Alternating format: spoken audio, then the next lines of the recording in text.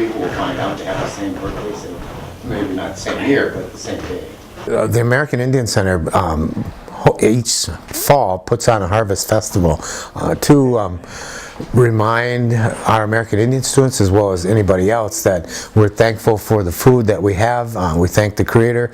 We like to build community through food, so we bring students together to have food, share stories, and to build that community.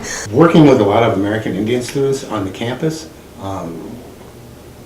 just like other students, money's hard to come by. And so we wanted to try and get more funds into the students' hands. Either we hire them and they work here, or they got work study, or we try to help them write for scholarships or grants. The pumpkin carving contest, it's near Halloween, but what it's all about is that we have people compete for prize money. Last night we had a pumpkin that somebody carved an octopus in. I carved an octopus originally, and it kind of fell apart. So I carved a tree, and I love trees because they represent life. I think the Harvest Festival is almost everything that Thanksgiving is supposed to represent.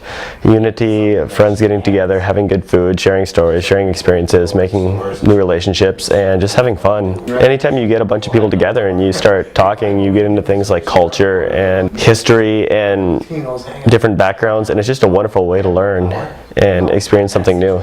The Indian Center is for students to be comfortable in both of their cultures. So whether you come from a strong traditional Indian culture or you come from an assimilated culture of the majority society, that you can feel comfortable being in both.